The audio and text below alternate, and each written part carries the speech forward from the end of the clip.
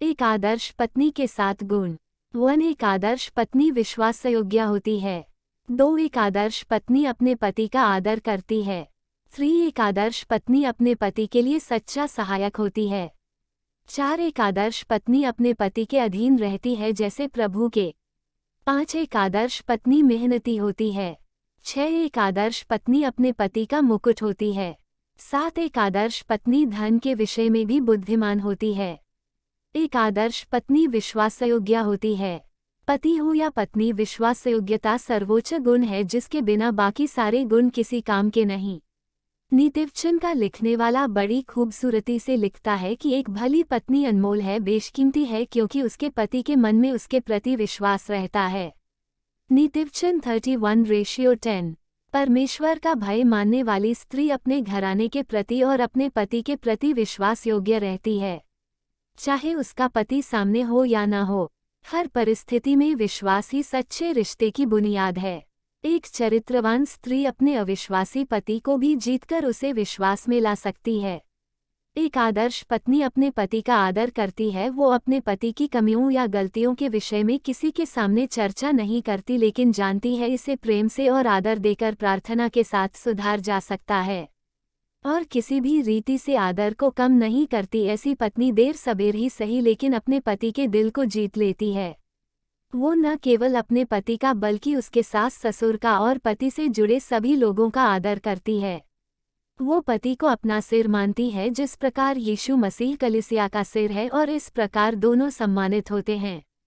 एक आदर्श पत्नी अपने पति के लिए सच्चा सहायक होती है। परमेश्वर ने जब सारी सृष्टि की रचना की तब कहा कि ये सब कुछ अच्छा है, लेकिन जब आदम को बनाया तब परमेश्वर ने स्वयं से कहा, मनुष्य का अकेला रहना अच्छा नहीं, इसलिए मैं उसके लिए एक सहायक बनाऊंगा, अर्थात स्त्री को बनाऊंगा। हर एक पुरुष को एक सहायक की आवश्यकता है। सहायक शब्द पवित्र आत्मा के लिए भी इस्तेमाल किया गया है। जब प्रभु ने कहा, मैं तुम्हें एक सहायक अर्थात पवित्र आत्मा दूंगा, मतलब सहायक कमजोर नहीं बल्कि हर दुख सुख में पूरे आनंद के साथ अपने पति की सहायता करना। यही परमेश्वर की भी एक पत्नी के लिए इच्छा है। एक आदर्श पत्नी अपने पति के अधीन रहती है जैसे प्रभु के। अधीन रहने का मतलब दासी बनकर रहने से नहीं है। पत्नी दासी नहीं है, लेकिन घर का मुखिया पति है। जिस प्रकार से कलीसिया का मुखिया या सिर प्रभु यीशु है, हम बड़े आनंद से प्रभु यीशु को अपना सिर मानते हैं। उसका निर्णय सर्वोपरि है। उसी प्रकार पति का निर्णय में स्त्रियों को रहना चाहिए। इसे समझें, जिस प्रकार से एक राजमहल में 2 राजा नहीं रह सकते, उसी प्रकार एक परिवार के दोनों पहिए एक ही दिशा में चलने चाहिए। पति पत्नी दोनों को सोच विचार कर निर्णय लेने से परिवार बना रहता है। स्त्री पति को एक लीडर के रूप में देखती है। एक आदर्श पत्नी मेहनती होती है। एक बुद्धिमान पत्नी अपने घर को बनाती है। घर बिगाड़ने वाली स्त्री मूर्ख होती है। नीतिवचन 31 बहुत ही सुंदर रीति से एक आदर्श पत्नी की व्याख्या करता है कि वह बड़े भोर को उठ जाती है और बड़ी प्रसन्नता से कामों को करती है। दोस्तों, एक कामकाजी और मेहनती स्त्री की तारीफ सब जगह होती है। वो अपने हाथों के परिश्रम से अंगूर की बारी लगाती है, अटेरन में हाथ लगाती और चरखा पकड़ती है। इसका मतलब है जो भी काम उसके सामने हो, या चाहे खेती बाड़ी का काम हो या शहरी दफ्तरों में काम हो, बड़े परिश्रम के साथ करने वाली होती है। एक आदर्श पत्नी अपने पति का मुकुट होती है।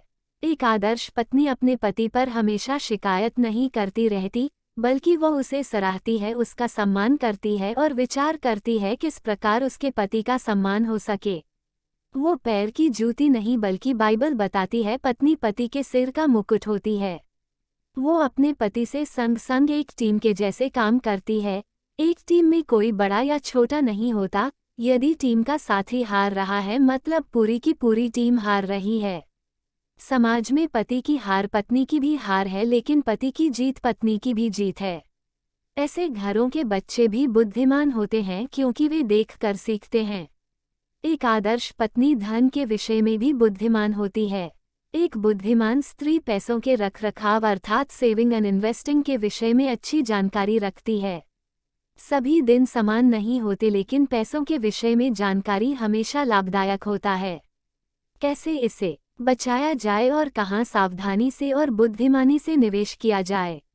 में लिखा है, ऐसी स्त्री किसी खेत के विषय में सोच विचार करती है, अर्थात एक नए और एक्स्ट्रा इनकम के विषय में सोचती है और उस खेत को खरीद लेती है और उसमें मेहनत करती है, और इसी कारण उसे लाभ की घटी नहीं होती। मतलब वो जानती है लाभ केवल व्यापार में मिलता है, नौकरी में तनख्वाह मिलती है।